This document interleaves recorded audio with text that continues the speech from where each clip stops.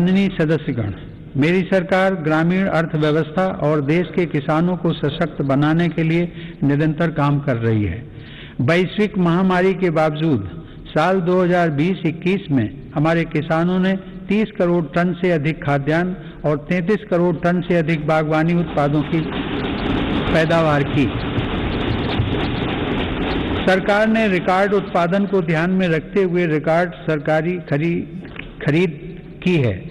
रबी की फसल के दौरान 433 लाख मीट्रिक टन गेहूं की खरीद की गई, जिससे लगभग 50 लाख किसानों को सीधा फायदा पहुंचा है।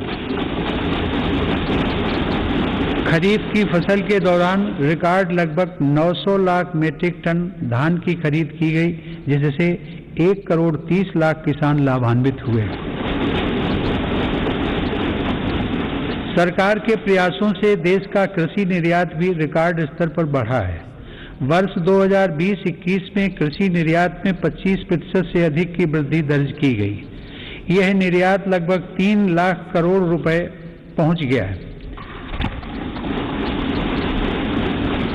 हॉर्टिकल्चर और शहद उत्पादन भी किसानों के लिए आमदनी के नए स्रोतों और बाजार तक उनकी बढ़ती पहुंच के महत्वपूर्ण माध्यम हैं। शहद उत्पादन को प्रोत्साहन देने से वर्ष 2020-21 में देश का शहद उत्पादन 1,25,000 मीट्रिक टन तक पहुंच गया है, जो कि 2014-15 की तुलना में करीब 55% ज्यादा है। 2014-15 की तुलना में शहद की निर्यात मात्रा में भी 102% से ज्यादा की वृद्धि दर्ज की गई है। किसानों को उनकी फसल के अधिक दाम मिले, इसके लिए उनके उत्पादों का सही बाजार तक पहुंचना जरूरी होता है।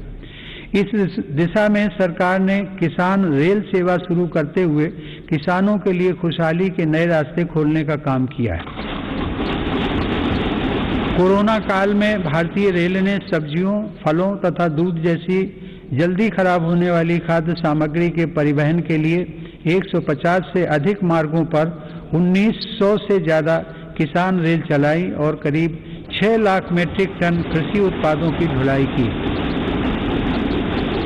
यह इस बात का उदाहरण है कि अगर सोच नई हो तो पुराने संसाधनों से भी नए रास्ते बनाए जा सकते हैं।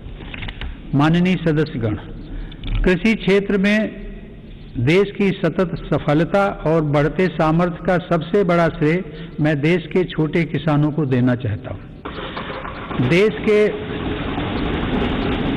के 80% किसान छोटे किसान ही हैं, जिनके हितों को मेरी सरकार ने हमेशा केंद्र में रखा है।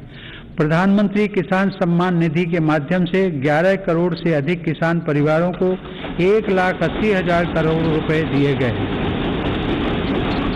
इस निवेश से कृषि क्षेत्र में आज बड़े बदलाव दिखाई दे रहे हैं। फसल बीमा योजना में नए बदलावों का लाभ भी देश के छोटे किसानों को हुआ है। इन बदलावों के बाद से अब तक 8 करोड़ से अधिक किसानों को मुआवजा के तौर पर 1 लाख करोड़ रुपए से ज्यादा की राशि दी जा चुकी है। खेतों के नजदीक जरूरी इंफ्रास्ट्रक्चर को विकसित करने के लिए भी मेरी सरकार अभूतपूर्व स्तर पर निवेश कर रही है।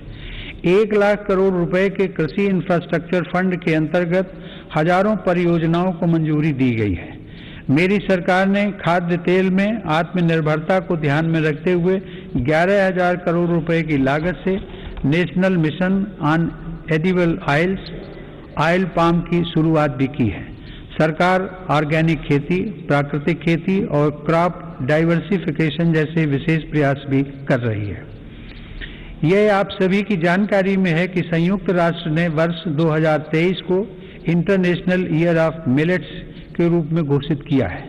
मेरी सरकार इंटरनेशनल ईयर ऑफ मिलेट्स को देश के किसानों, self help groups, FPOs, food industry और जन सामान्य के साथ मिलकर व्यापक स्तर पर मनाएगी। मेरी सरकार वर्षा जल संरक्षण के लिए भी गंभीरता से काम कर रही है।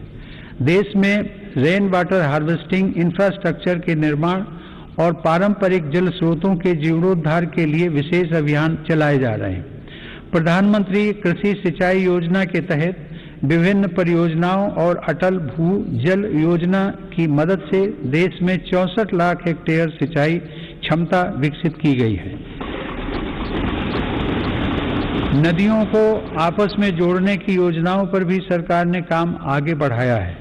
हाल ही में 45,000 करोड़ रुपए की लागत से पूरी होने वाली केन बेतवा लिंक परियोजना को भी स्वीकृति दी गई है।